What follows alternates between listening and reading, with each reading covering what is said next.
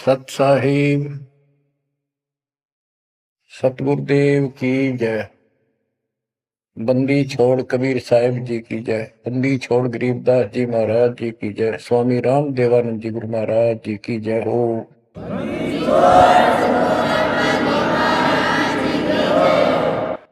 सर्व संतों की जय, सर्व भक्तों की जय, धर्मी पुरुषों की जय। श्री काशी धाम की जय, श्री सुडानी धाम की जय, श्री करोथा धाम की जय, श्री गुरुवाड़ा धाम की जय। सत साहिब गरीब नमो नमो सत्य पुरुष को, नमस्कार गुरु के नहीं। सुर नर मुनि जन साधु, संतों सरस दीन। सतगुरु साहिब संत सर, दंडवतन प्रणाम। आगे पीछे मत हुए, किनको पूर्व। कबीर सतगुरु के उपदेश का, सुनिया एक विचार। जय सतगुरु मिलते नहीं, जाते नरक द्वार। नरक द्वार में दूत सब, करते खेचा तान। उनसे कभू नहीं छूटता, फिरता चारों खान। कबीर चार खानी में भरमता, कबहू न लगता पार। सो फेरा सब मिट गया, मेरे सतगुरु के उपकार। जय जय सतगुरु मेरे की, जय जय सतगुरु मेरे की। सदा साहिबी सुख से वसियो, अमरपुरी के डेरे की। जय जय सतगुरु मेरे की, जय जय सतगुरु मेरे की। सदा साहिबी सुख से वसियो, सतलोक के डेरे। निर्विकार निर्भय तू ही, और सकल वैमान। जी साधो और सकल वैमान। सब पर तेरी साहिबी, सब पर तेरी साहिबी। तुझ पर साहिब ना, निर्विकार निर्भय। परम पिता परमात्मा कबीर जी की असीम कृपा से बच्चों, आज हमारे अंदर अपने घर जाने की प्रबल प्रेरणा हुई है। बच्चों, कोई भी काम है उसकी विशेष जानकारी होने के बाद उसमें रुचि बनती है। इसी प्रकार अब हमें पता चला है कि इस लोक में हम गलत स्थान पर रह रहे हैं, और आपको यह भी याद दिलाया जाता है कि ये शरीर नहीं रहेगा। जिस परिवार को देखकर हम खूब खुश हैं और होना भी चाहिए, पर ये साथ कितने दिन का है यो तक भी ध्यान देते नहीं। इसके ध्यान ना देने से हम जन्म और मरण के इस महान कष्ट को भोग रहे हैं, इस महान कष्ट को झेल रहे हैं। अभी तक कोई इस तरह सच्चाई कहने वाला नहीं था। जैसे कोई यूं कह देता ना, भाई ऐसे ऐसे वो हो सकता है, मृत्यु हो जाएगी, तो यूं कहा करते भाई, तो भाई ये बात ना बोला, मृत्यु हो जाएगी, अच्छी बात बता। यानी यूं कहना बुरी बात मानने थे कि यूं ना कह, मौत भी हो जाएगी कभी। संसार भी छोड़ना पड़ेगा। यानी इस सच्चाई को अवॉइड करने की चेष्टा करते थे। तो बच्चों, कबूतर क्या करता है, जब बिल्ली निकट आ जाती है वो डर जाता है, उड़ने की बजाय आंखें बंद कर लेता है और सोच लेता है खतरा टल गया, तो वो उसकी गर्दन मरोड़ के खा जाती है। अब आंखें बंद करें काम नहीं चलेगा, ये तो खोलनी पड़ेगी, हिम्मत करनी पड़ेगी, यहां से उड़ना पड़ेगा, काल से बचना पड़ेगा। पहले जैसे 12 कबीर पंथ चले हैं, उससे पहले ये हिंदू समाज, हिंदू धर्म, उसके बाद ये यहूदी धर्म, ईसाई धर्म, फिर मुसलमान धर्म, जैन धर्म, और ये 12 पंथ, इनमें ज्ञान तो बताया जाता था कि भक्ति कर लो, नहीं तो 84 लाख योनियों में जाना पड़ेगा, पशु पक्षी बनना पड़ेगा। और आत्मा डरती भी थी, भक्ति के लिए प्रेरित भी होती थी, लेकिन वो भक्ति शास्त्र विरुद्ध थी, शास्त्र में प्रमाणित नहीं थी, और वो ज्ञान भी शास्त्र प्रमाणित नहीं था। श्रीमद् भगवत गीता अध्याय 16 श्लोक 23 में स्पष्ट किया है कि शास्त्र विधि को त्याग कर जो अपनी मर्जी से मनमाना आचरण करते हैं अपनी इच्छा से, उनको न सुख होता है, न कोई सिद्धि प्राप्त होती है, और न ही उनकी गति बढ़ती। या तो ये कहो कि गीता गलत और ये झूठे गुरु सच्चे, इनमें से एक को रिजेक्ट करना पड़ेगा, लेकिन गीता को कोई रिजेक्ट कर नहीं सकेगा। आखिर में इन झूठे गुरुओं को त्यागना पड़ेगा। बच्चों, परमात्मा के पाने के लिए, उस सुख को प्राप्त करने के लिए कितने कितने कष्ट झेले हैं महापुरुषों ने, हमने भी उठाए। हम ऋषि बने, ऋषि बनकर कठिन साधनाएं की, जैसा लोकवेद दंत कथाएं सुना करते थे, उसके आधार पर सिद्धियां आ गई, सिद्धियां दिखाकर फिर प्रसिद्धि होगी, उस प्रसिद्धि के ऊपर हम प्रसिद्ध हो गए और खूब महर्षि प्रसिद्ध हो गए। अब पता चला वो प्रसिद्धि कैसी थी, जैसे आपको राबिया का प्रमाण बताया, 4 साल की ठीक साधना से ऐसे ऐसे चमत्कार भी हो गए, मक्का उठ के आ गया, लेकिन भविष्य जीरो हो गया उसका, सिर भी काट दिया, इतनी प्रेरित थी भगवान के प्रति, लेकिन नथिंग, कुछ नहीं हुआ। काम तो अब बनेगा जब बनवाया जा। गरीब ये जीवन सफल है, जब लग राम रटंत, देखो री को जाने दे, भरम पड़े हैं पंथ। इस मनुष्य जीवन की सफलता उसी की है जो परमात्मा की भजन करते हैं, अन्यथा इसका कोई यूज नहीं। पशु पक्षी का भी ऐसा ही जीवन है, ऐसे ही कर्म वो करते हैं, खाना पीना, टट्टी जाना, बच्चे उत्पन्न करना, बच्चों के लिए फिर सारा दिन भटक के उनका पोषण करना, फिर मर जाना, ये कोई जीवन है? इस ज्ञान से आपके अंदर जो गलत प्रेरणा भरी हुई है वो काल द्वारा भरी गई है, बहुत प्रबल है, वो सामान्य नहीं है। अब जैसे किसी को बुखार हो जाता है तो उसके बस की बात नहीं वो नॉर्मल हो जाए। तो बच्चों, अब के लगन लगानी पड़ेगी। जैसे बुखार हो जाता है, उसके बस की बात नहीं कि वो ठीक ठाक रहे, अपने ठीक क्रिया करे, तो उसके लिए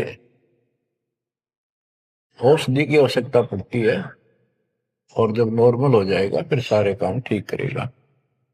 इसी प्रकार ये आपके बस की बात नहीं है जो आप जिस व्यवस्था में लग रहे हो, ये इस ज्ञान से, इस भक्ति से आपका यो अज्ञान हटेगा, ये जिससे प्रभावित हो बुखार हटेगा, फिर आपकी लगन अदब से बनेगी, अलग से बनेगी।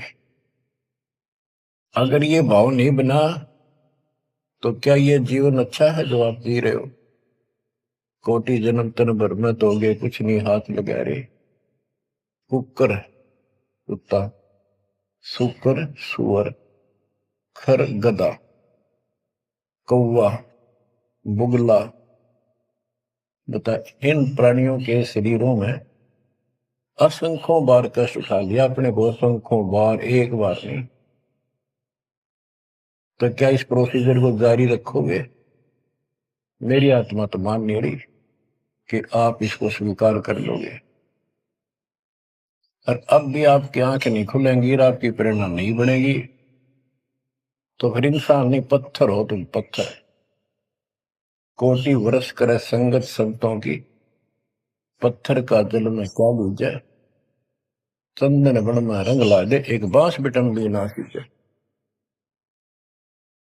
पत्थर को जल में डाल दे, कितने गहरे जल में डाल दे, कितने दिन डाले रखे, उसका कोई असर जल का नहीं होता। नहीं, जल से तो नरम होता है पदार्थ। बाहर निकालते उसको घिसा दे दूसरे पत्थर से, जो का त्यों चिंगारी निकलेंगे। तो पत्थर जैसे प्राणियों को किसी चीज का असर नहीं होता। ये अमृतवाणी उन पुण्यात्माओं को झंझोड़ कर रख देंगी जिनकी आंखें काल में अज्ञान से बंद कर रखी। उस परम पिता के घर जाने के लिए, उस सुख को प्राप्त करने के लिए गरीबदास जी बताते हैं कि मंसूर मैसूर क्यों हो गया, शरीर पासी प्रवेश और जाके ऊपर एती नोबती। कैसा है वो देश? उस परमात्मा के सुख को, सतलोक को प्राप्ति के लिए, उसकी प्राप्ति के लिए टुकड़े टुकड़े शरीर करा दिया मंसूर अली जी ने, पीछे नहीं हटा। तो गरीबदास जी कहते वो सुख कितना होगा जिसके लिए शरीर भी खत्म कर दिया, कोई नो प्रॉब्लम। और ये शरीर तो आपका रहेगा नहीं, गारंटीड है। इसलिए बार बार याद दिलाता हूं कि हमारे ऊपर नशा जबरदस्त कर रखा काल ने। ये आपके बस की बात नहीं, ये एंटीबायोटिक आपको प्रेरित रखेंगे। आप भक्ति भी करोगे, बुराइयों से भी बचोगे, और अपने घर जाने की प्रबल इच्छा बनेगी। जहां आशा ता बासा हुई, मन कर वचन सुमरियो सोई। गिरिव नरसिंह रूप सतगुरु धरा, प्रहलाद भगत के काज। हिरणाकुश को ले गया, जो तितर को बाज। परमात्मा कबीर जी ने ही नरसिंह रूप धारण किया। ये सारा श्रेय अभी तक श्री विष्णु जी उर्फ श्री कृष्ण जी को दिया जा रहा था। जो भी है, परमात्मा चाहते हैं कि किसी तरह इनकी भक्ति में आस्था बनी रहे। ये किसी को मानकर भक्ति कर रहे, करते रहो, उससे मिलना कुछ नहीं, पर पिछले संस्कार से मालिक उनकी मदद स्वयं करते हैं। गिरिव नामा का देवल फेरा, मुई जवाई गाय। पीड़ा मेरी संत की, छान छवाई आए। कबीर साहब कहते हैं, 2 दिन मेरी शरण है, ताका हूं मैं दास। दास में नौकर, गुलाम, और गेल गेल ला गया करूं जब तक धरती आता। नामदेव नामदेव महापुरुष पिछले संस्कारी थे।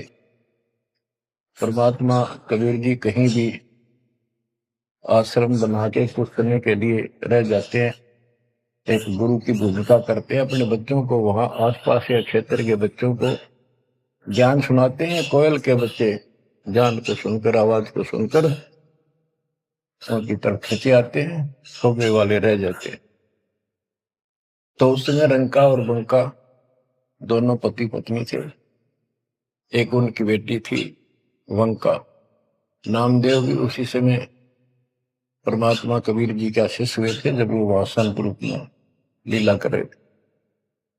हम ज्ञान सुन लेते हैं, सारी बात करते हैं, पर अपनी जो पूर्व प्रेरणा है, पिछले जन्म के संस्कारों से भी हम बांध नहीं आते। अब नामदेव जी जा रहे थे, एक मंदिर में आरती हुई थी, ब्राह्मण लोग आरती कर रहे थे, और उसके ऐसी धुन चढ़ी कि वो भी मंदिर में पहुंच गया।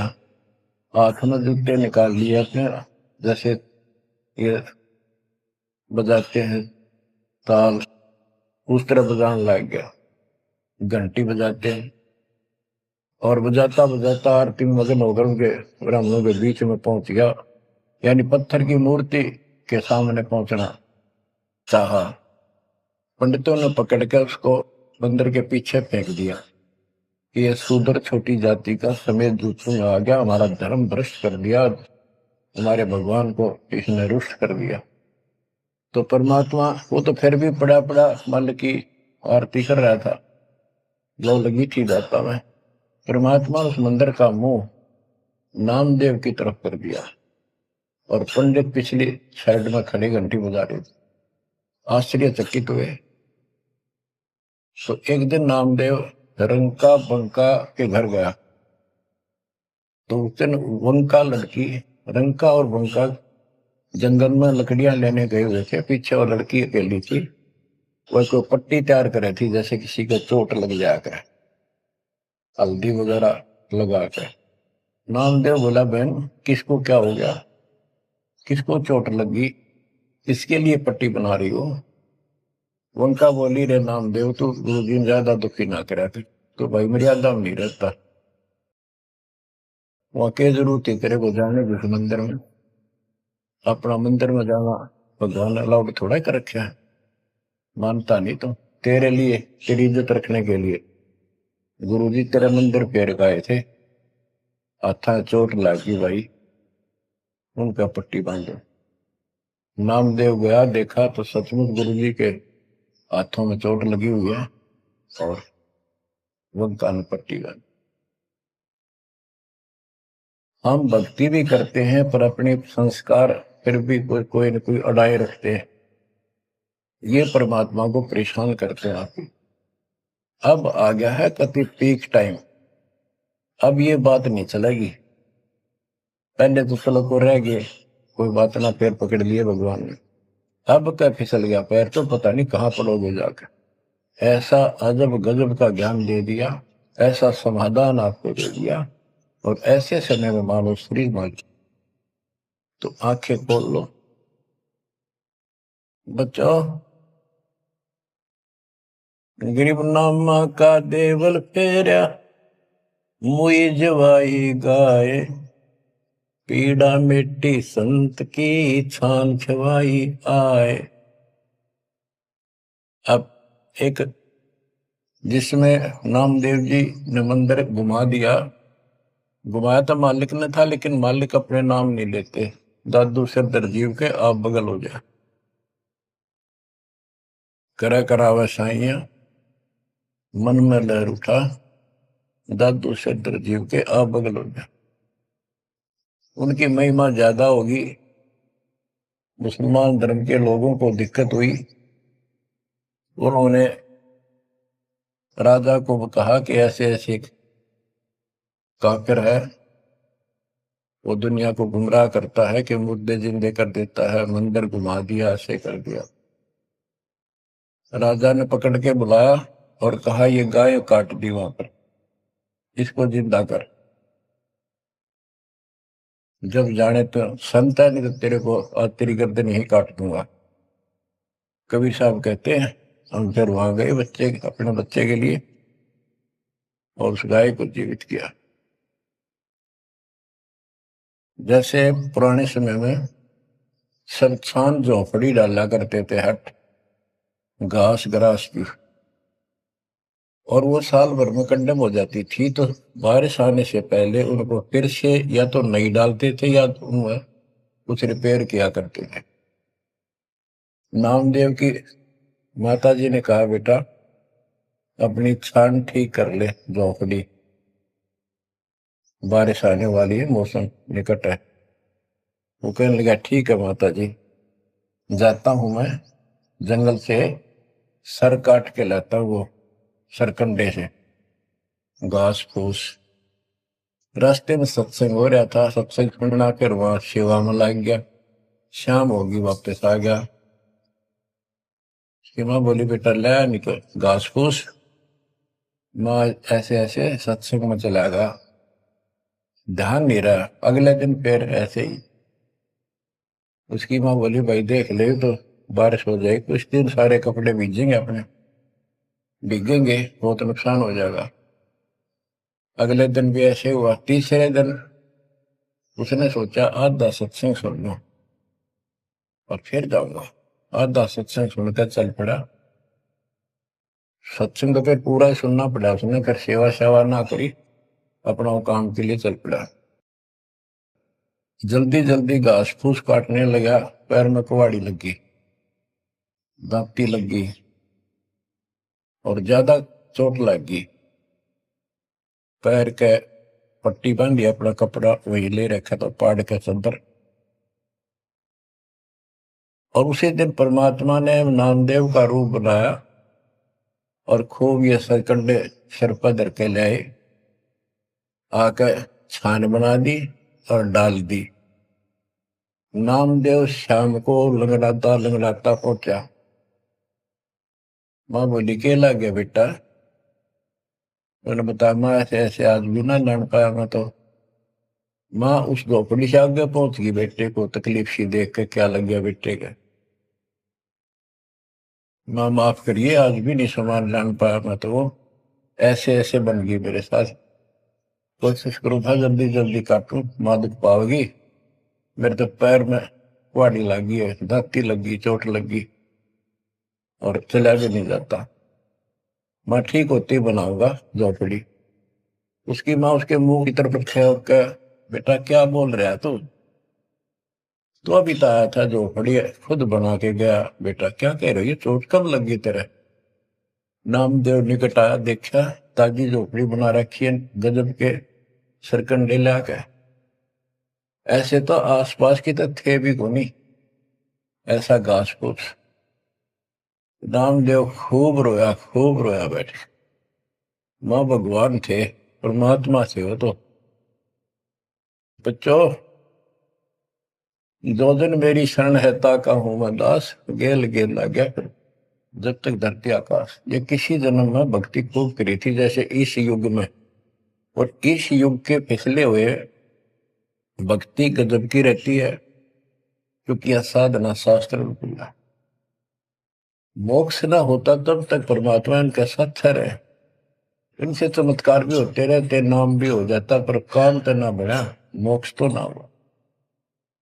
तो ये जो ज्ञान आपको सुना जा रहा है, ये हर पहलू पर आपको सतर्क किया जा रहा है। तो या तो इस भक्ति ने छोड़ दो, रिया कति दर्द हो जाओ, कमर कस लो, अब का पीछा छुटवाना है।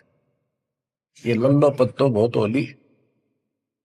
केवल हम सुख मांगते हैं, धन मांगते हैं, बेटा ना तो बेटा मांगते हैं और धन संपत्ति मांगते हैं। ये तो बिना मांगे दे देगा जब दिल डट गया आपका, दृढ़ रहे तो। कोई भी काम है दृढ़ता के साथ होता है। धीरे धीरे रे मना, कबीर साहब कहते। कबीर धीरे धीरे रे मना, धीरे सब कुछ हो, माली सींचे सौ गुड़ा, फिर तो है फलो। आज पौधा बोया है आम का, अगले दिन नहीं लगेंगे फल उसके, महीने 20 दिन में भी नहीं लगेंगे। वर्षों उसकी सेवा करनी पड़ेगी। एक बार पेड़ बन जाने दो, फिर देखना आपको छाया भी और फल भी इतने देगा, आप भी खाइयो, रिश्तेदारों को खिलाइए। इसी प्रकार इस भक्ति रूपी पेड़ को, पौधे को पेड़ बना लो। दास देख रहा है, दास ने शुरुआत जब की थी उनकी क्या स्थिति थी मेरे बच्चों की, भक्तों की। वो डटे रहे, टिके रहे, आज हर तरह से उबारा है, संसार से न्यारा है और मोक्ष मिलेगा। जो जन्म मरण का कोड कटेगा।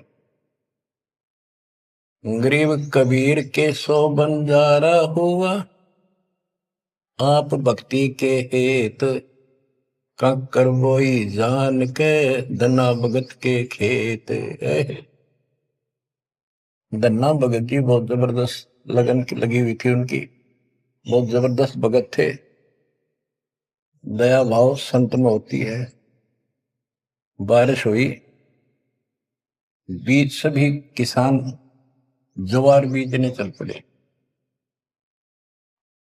तन्ना की पत्नी ने भी ज्वार दे दी 5 किलो, अल्ले खेत में बो के आओ। भगत जा रहा था बैलों को साथ, बैल लेकर के, हल लेकर के।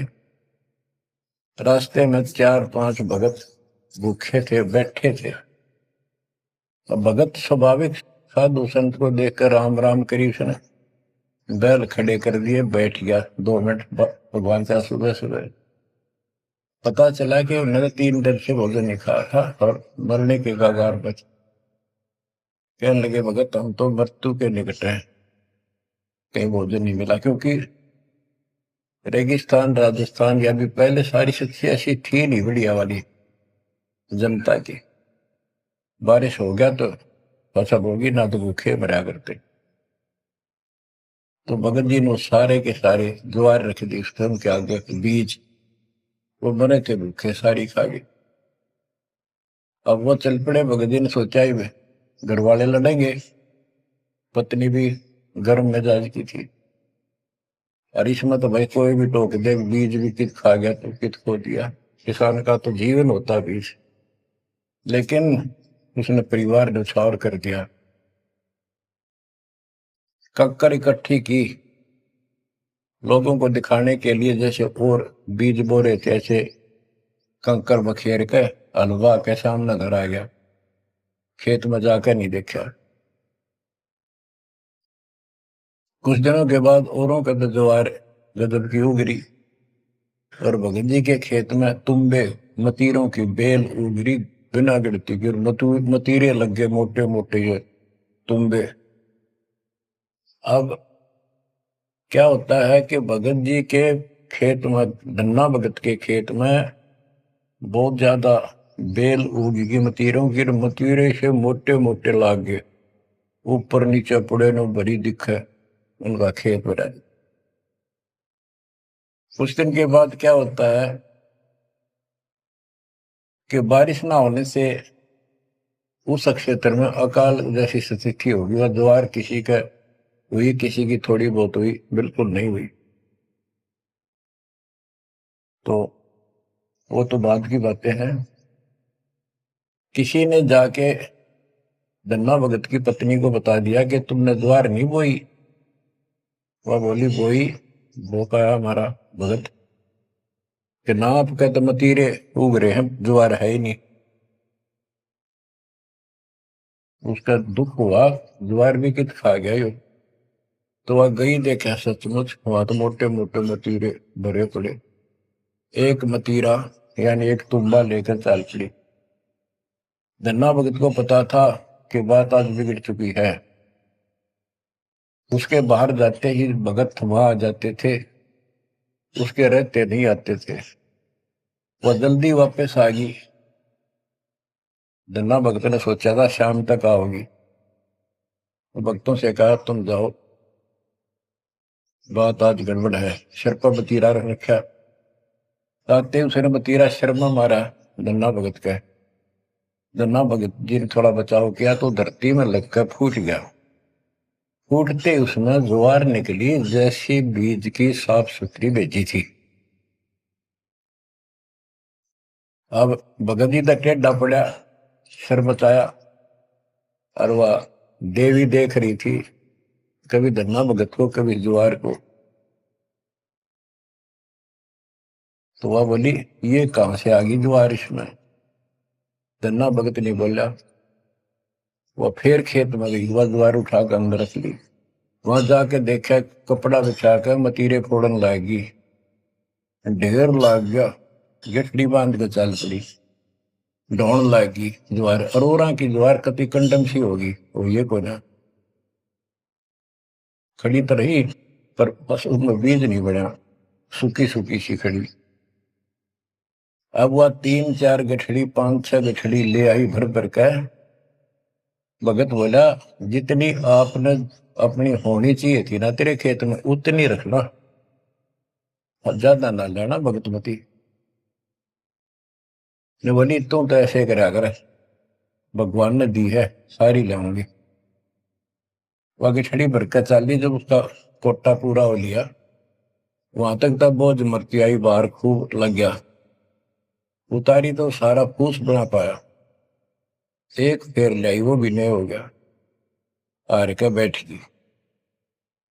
फिर धन्ना भगत के खेत में ज्वार निकला, तुम्बों से ज्वार निकला, गांव इकट्ठा हो गया। भगत बोला भाई अपनी बांट लो थोड़ी थोड़ी, तुम सारे भूखे मन तो बच जाएगा गाँव। तो सब ने अपने हिसाब का थोड़ा थोड़ा ले लिया, और फिर भी उभरती रहेगी। बच्चों, ये बातें कोई बनावटी नहीं है। जिनने भगवान के ऊपर समर्पण किया, जो भगवान पर समर्पित हुए, भगवान ने कभी उनका मारा नहीं। चारों युगों को देख लो, हमने किसका रखा मारा। तो बच्चों, ये महापुरुषों की जो कथाएं हैं आज अपने काम आऊंगी। आप एक बार लग कर देखो इस मार्ग,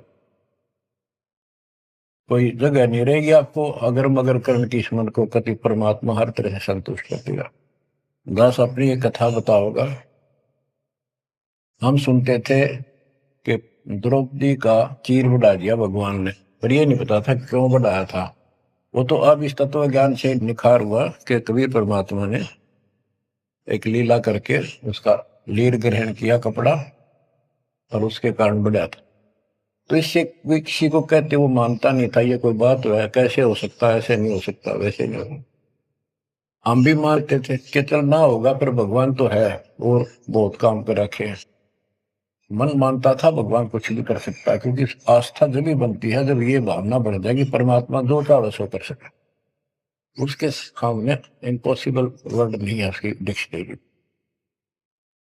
आपको बताता हूँ, नाम ले लिया, 2-3 साल हुए थे बस। 1988 में नाम लिया, 1990 या 89 की बात है, 88 या 89 की।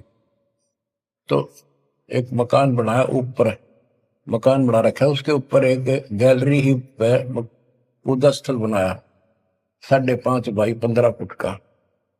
उसमें एक गली में झांकी थी, खिड़की और विंडो, और एक अंदर आंगन की तरफ क्रॉस वेंटिलेशन बढ़िया था। तो जल्दी के कारण मैं बने बनाए वो लिया जंगड़े, पूजा स्थल 2 मांझ का उनको पेंट करके लगा दिया। उनमें शीशे भी लगे हुए थे। एक शीशा टूटा हुआ था, एक शर्फ खिड़की का, वो डबल होते। मैं ये चढ़वा देंगे बाद में, जल्दी काम हो जाएगा। वहां मैंने ये भक्ति बोध छपुआ कर रखी कि गुरुजी आएंगे उनको सौंप दूंगा, वो आगे भक्तों को देते रहेंगे जब कोई दीक्षा लेगा। ऐसे सेवादास करने लगा। क्या हुआ कि उस जो शीशा टूटा हुआ था उसमें के चूहे बढ़कर उनको काटने लगे। और उस समय क्या था, जब वो जंगले लगाए तो जाली ले आया था, ये लोहे की जाली जो मच्छरों से बचाने के लिए खिड़कियों पर लगाई जाती बाहर की साइड। और वो गलती से वो गलत काट के दे दी। मैं वो साइज लिख के उस लोहे की दुकान पर दिया, भाई ये काट के तैयार कर दे, इनका गल बना दे। मैं और सामान लेकर वापस आया, उसने बांध के लपेट कर रख रखी थी। मैं उठाकर चला पैसे देकर। आके मैंने कहा ले भाई लगाओ। तो ये बड़ा लड़का, अरे वहां किराएदार रहता था, वो बोले हम लगा देंगे। कील क्या सारी ला रखी थी, उन्हें सीढ़ी लगाई। मैं तो चला गया उनको कह के, शाम में आया तो कोई नहीं लगा रखी। पूछा भी कारण क्या था, क्यों नहीं लगाई। उन्होंने बताया कि छोटी है, बराबर में छोटी रहेगी, कम से कम 9 इंच छोटी। वो लिखा था मैंने 3 फुट 9 इंच, उसने 3 फुट काट दी, या नौकर ने देख के काट, या गलती लगी जैसे भी। फिर मैंने सोचा भी छोड़ो भाई, अब किसके साथ मत्था मारे जाकर, वो कहेंगे तेरी गलती है, आपने यही साइज बताया था। मैं इस चक्कर में नहीं पड़ा करता। मैंने वो उठा के स्टोर में डलवा दी। एक सीजन बारिश का ऊपर का उतर गया। फिर वो नित्य नेम छपवाई पुस्तक, फिर उसमें चूहे बढ़ने लगे, कपड़ा बांधा, कपड़ा काट दिया। ये मन में था कि वो जाली तक पूरी है नहीं। फिर दिमाग में आई, भाई ऐसे करो, इस एक खिड़की में दिक्कत है, इस जाली को ऊपर नीचे करके दोनों को एक में सेट कर दो। तो वही दोनों किराएदार, ये बड़ा लड़का, ये छोटा ही था, 12-13, 14-15 साल का। तो मैं उनको कह के अपनी ड्यूटी पे चला गया। इनकी माता जी ने, नारों ने, वो वहां से निकाल के जाली स्टोर से नीचे डाल दी, भाई लगा दियो। इन शाम सी न लाई किता। मैंने आके पूछा, एक जाली ला रखी, वह पूरी एक नीचे पड़ी। मैं ड्यूटी से आया शाम को 5 बजे, मेरी दुआई बात खटक रही थी। इन लगा दी होगी बच्चा ठीक से ना, मैं आप लगाऊंगा साथ लगकर। मैंने देखा एक जाली नीचे पड़ी, एक ऊपर लगा रखी, उसी पर जो शीशा टूटा हुआ था, गिलास। वो गिलास लगवाने की टाइम नहीं मिल रहा था, क्योंकि दूर मेरी ड्यूटी थी, कौशली साइड में हेडक्वार्टर था, 77 किलोमीटर जाना था। ये ऐसा था ही, जुगाड़ करना चाहा था मैं, कर दे फिर आराम से कर लेंगे। तो मैंने अनारों से पूछा कि ये जाली लगा दी उन्होंने? ईब ला के गए, सुबेरे की कह रही थी भाई ला दे, पर ध्यान नहीं दे रहा था यो, लापरवाह। ईब ने देखा गाने वाला पापा, फटाफट बुला कर नींद को लगवा दी। मैं बोला जाली ये और ले आए क्या? ये बोला नहीं और तो नहीं है, ये तो वही है जो ऊपर डाल रखी थी स्टोर में। मैंने ये सुबह आपके दादा इनको कह दी कि भाई ये रखी, लाओ, जब ला दी। मुझे विश्वास नहीं हो रहा, तू सच्ची बता, ये बदलवा तो नहीं डाले इसको? और बोली बदलवा किथे, तो लाई मुश्किल तो है बदलवान का कित है। मैं हैरान, मेरा विश्वास नहीं हो रहा। एक पूरी हो ही नहीं सकती, पूरी हो करके भी 6-7 इंच नौ लटक रही बराबर में मुड़ के। 9 इंच वो बड़ी और 6 इंच और एक्स्ट्रा उसी साइड में। दूसरी देखी, दूसरी भी गए। फिर इसने लैब में ढूंढ गए, बड़े लोग खेल रहा था कितना। मैं बोला तू ये बता, ये जाली बदलवा के लाया है कि वही है? वही है, मेरी मां ने उतार के यहाँ डाल रखी थी, हमने ला दी। मैं मेरी कसम खा, कबीर साहब की कसम खा। बच्चों, वो दिन है आज, इतना गजब का विश्वास कर दिया जाता। बात कुछ नहीं थी, बात और भी लाई जा सके थी, लेकिन वो दिखा दिया, कपड़ा छोड़ हम लो बढ़ा जा। इस मालिक कबीर साहब ने लोहे की जाली बना दी, वो आज भी विद्यमान है। एक तो उनमें से वो मकान बेच दिया था इसने, वीरेंद्र ने, मेरे यहाँ स्मारक पाने के बाद। जिसने लिया वो भगत, उस भगत ने वापस डोनेट कर दिया कि ऐसी अनमोल पूंजी को मैं सुरक्षित नहीं रख पाऊंगा, आपको वापस दे। आज वो फिर वही है, वह जाली लगी हुई है, हमने भी उसमें सफाई किया नहीं है अभी, क्योंकि हमें थोड़ा सा फुर्सत अच्छी होगी, यहाँ से निपटेंगे मिशन को पूरा करके, उसको फिर याद के रूप में रखेंगे। तो बच्चों, विश्वास रखो इस मालिक पर। कहे कबीर सुनो भी साधो, मैं तो हूँ विश्वास, और गलत साधना करने से कुछ नहीं मिलेगा।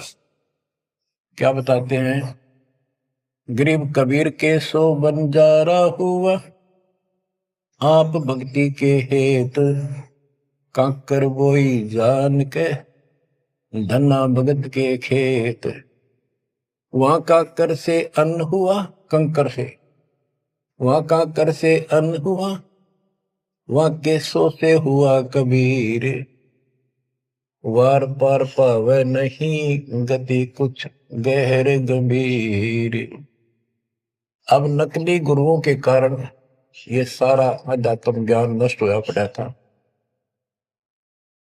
उसके बारे में कबीर साहब बताते हैं, गरीबदास जी बताते हैं, गरीब विष्णु त्रिलोकी नाथ के, परचे कोटि अनंत, भक्त वत्सल भगवान है क्यों निंदते हैं संत। यानी भगवान में आस्था बनाए रहने के लिए परमात्मा ने इन पर विष्णु जी को निमित्त बनाकर लीलाएं की। कहते हैं इनको विशेष वो ना समझो, ये भी अच्छी आत्मा है, तीन लोक के नाथ हैं। अब जैसे कोई मंत्री है, उसकी भी पावर होती है, उसको ये कहना तो कुछ नहीं है, प्रधानमंत्री सब कुछ है। ये तो लड़ाई वाली बातें हैं।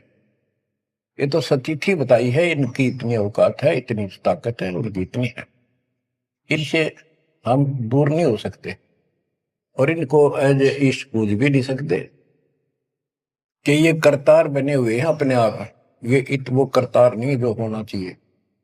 गरीब करता ऊपर चोट है, कहते हैं करतार, मूल लह नहीं मूर्खा, गिनते हैं क्यों डारे। कि जितने करतार अपने आप बना रखे तुमने, राम कृष्ण विष्णु, ये फिर कितने बना रखे। कर्ता ऊपर चोट है, जो एक करतार को छोड़कर अन्य जो कर्ता बनते हैं उनकी दुर्गति होती है। रामचंद्र देख लो, सारी उम्र दुखी रहा और कर्ता बन रहा था, लोग भगवान के थे भी मान लेता था, आजीवन कष्ट रहा, अंत में सरयू नदी में जल समाधि ली, डूब का मेरा। कृष्ण जी सारी उम्र दुखी रहा, सुख का सांस कभी नहीं, कभी कंस, कभी केसी, कभी चाणूर, कभी कुछ पूतना, और आखिर में दुर्वासा के श्राप से कुल उनके सामने नष्ट हो गया। जिसका कुल सामने मरे है और पश्चाती हो जीव है, सबसे निर्भाग आदमी है। सब कष्टों को देख कर रो रो के टाइम काटा, आखिर में एक विषाक्त तीर से मारेगा, विषाक्त जहर से बुझे हुए एरो तीर से मारेगा। अब क्या बताते हैं, गरीब करता ऊपर चोट है, कहते हैं करता रे, मूल लह नहीं मूर्खा, गिनते हैं क्यों डारे। के मूल की पूजा क्यों नहीं करते, डालियों ने क्यों गिनते फिर हो तुम, कितने भगवान है, कितने टहनी है। मूल से सब कुछ होता है। गरीब सतगुरु साहिब एक है, दूजा भरम विरोध, बिन सतगुरु सूझे नहीं, चाहे पढ़ो 18 बोध। गरीब गल गोटा गुरु आखे ने, फांसी दे अड़ाए, द्वादश तिलक बनाए कर, चंपुर दे धकाए। कि ये इंसान का नाश करने, मनुष्य जीवन को बर्बाद करने वाले, ये बाह्य दिखावा करके द्वादश तिलक 12 तिलक बना लेंगे, कंठी माला पहन लेंगे, लाल कपड़े, बड़ी बड़ी दाढ़ी मूछ उठा लेंगे या घुटन घोट हो जाएंगे, मूड मुड़ा लेंगे। ये गल घोटा है, ये काल की फांसी लिए फिर रहे, झूठी साधना करवा के। कहते द्वादश तिलक बनाए कर लोग इन पर कुर्बान हो जा, साधु है, और जमपुर दे धक्का, यानी उस नरक में धक्के ते ठोक दे। क्या साधना गलत पे जाएगा फिर वहां। गिरव झूठे गुरु का नाक ले, फिर श्रवण और नैन, सतगुरु बोले साखिए, दूर कर पोकट फैन। कहते नकली गुरुओं का, इनका जूते मारे, नाक काटे, यानी कहने का भाव है कि इनका बच जा, दूर हो जा, फूक दे। फूकना मतलब ये नहीं आग लगा दे या उन्हें मार दे, उन्हों को आग्रह। कैसी यह कहावत हमारे यहाँ कि इसने फूक दे एक तरफ, जैसे कोई सामान मंगाया, इसकी जरूरत नहीं, कौन ख्याल है ना, फूक एक तरफ, यानी पटक दे दूर। एक गरीबदास जी कहते झूठे गुरु के नाक कान काट दे। इसका अर्थ है कि उनको कति वहां से अपने से दूर कर ले। गरीब झूठे गुरु को झटक दे, से स्वामी को फूक, या मैं दोष जरा नहीं, शब्द कहा हम कूक। गरीबदास जी बताते हैं झूठे गुरु को झटक दे, और जो नकली शिष्य उनकी मान उन के चिपके बैठे उन्हें भी फूक। फूकने का मतलब ये नहीं उन्हें मार दे के पड़े रहने दो। गरीब पीछे गई सो जाने दे, ले रहती को राख, उतरी लाभ चढ़ाई यो करो अपूठी चाख। गरीबदास जी कहते पीछे जो हुई सो हुई उसने भूल जाओ, अब शेष बचे जीवन में संभाल लो। उतरी लाभ चढ़ाइयो करो अपूठी चाक। जैसे हम सत भक्ति ना करने से हमारे सारे काम बहुत खिंच के होते ही नहीं, परेशानी रहती है। और जब सच्चा गुरु मिल जाता है वही काम फटाफट होने लग जाते हैं। पुराने समय में कुएं से जल निकाला करते थे, सिंचाई का काम भी कुओं से होता था, उसमें बैल जोड़े जाते थे, एक लाव होती थी लाव, वो डोल नीचे जाता था, एक लकड़ की पुड़ी होती थी, लोहे का इतना सिस्टम नहीं था, फिर लोहे की बनने लगी थी पुली, उसके ऊपर वो लाव यानी रस्सी, मोटी रस्सी होती थी बढ़िया मजबूत, वो पुली से नीचे उतर जाती तो अब पुली घूमती नहीं, वो फिर किसी होती थी वो घूमती नहीं और अड़का खड़ा हो जाता नीचे, रस्सा गिर जाता साथ में, फिर उसको कहते ऊपर रख, फिर से पुली पर रख और फिर खींच, आसानी से घूमेगी और फटाफट पानी निकला होगा। कि शास्त्र विरुद्ध साधना करके भक्ति से दूर होकर भगवान से तुम दुख पा रहे हो, फिर से भक्ति शुरू कर दो, फिर आपको सुख। गिरिव पीछे गई सो जानते ले रहती कुआं, जो शेष बचा जीवन इसको संभाल ले रख। उतरी लाभ चढ़ाई यो करो अपूटी चाख। गिरिव बोए बिन पावे नहीं जीवित कैसा योग। 84 आसन करे मिटे न संसार शोक। के जीवित मरे बिना परमात्मा प्राप्ति नहीं होगी। तुम जैसे बकवादों में लग रहे हो, जीवित कैसा योग, ऐसे भक्ति नहीं पड़ेगी। और जो 84 आसन कर करके लोग दिखावा करते हैं, इसे मोक्ष नहीं है। गिरिव पंचअग्नि पाखंड है मौनी तपे आकाश। झरने बैठे क्या हुआ, क्या जी में पंच गिरास। ये 5 धूने लगा के बीच में बैठ जाते हैं पाखंड करने के लिए। इन मकला इतनी है ज्ञान नहीं इनको।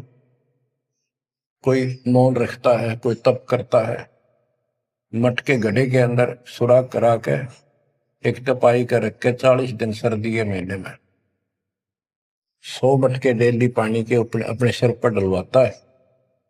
और बड़े बड़े गांव के लोग उस पाखंडी के चारों तरफ परिक्रमा करते हैं। और कोई कहे मैं सिर्फ 5 गिलास खाया करूं, ज्यादा खाता नहीं। इस तरह के ड्रामाबाजी से अट्रैक्ट करते पब्लिक को, पल्ला कुछ नहीं। गिरिव दूधा धारी शब्द है पान फूल फल खाई।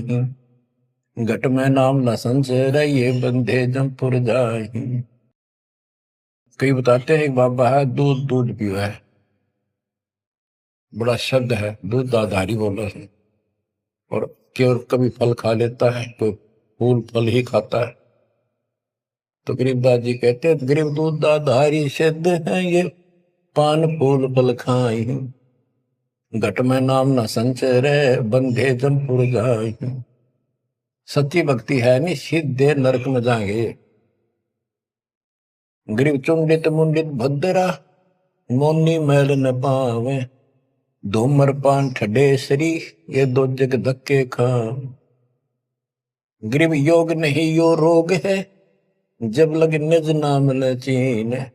घर घर द्वारे भटकते बेख बिना यकीन। गरीब बेख लिया तो क्या हुआ जब लग नहीं विवेक। 3 काल निपजे नहीं मिटे कर्म रेख।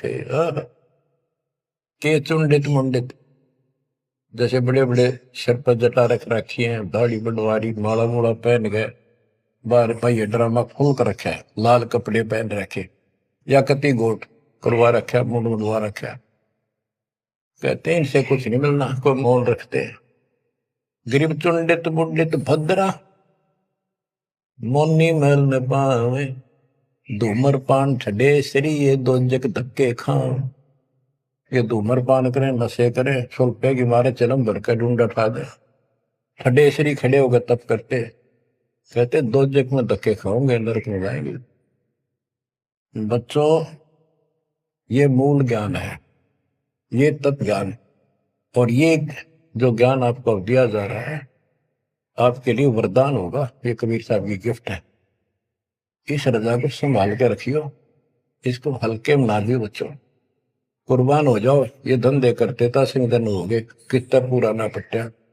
इसकी शरण में डट कर सत्संग सुना करो, सेवा करो और दान करो, मर्यादा का निर्वाह करो, भक्ति करो। देखना नारे रंग ला देगा दाता। मालिक आपको मोक्ष दे, सद्बुद्धि दे, आपको याद बनी रहे अपने घर की। सत्साई।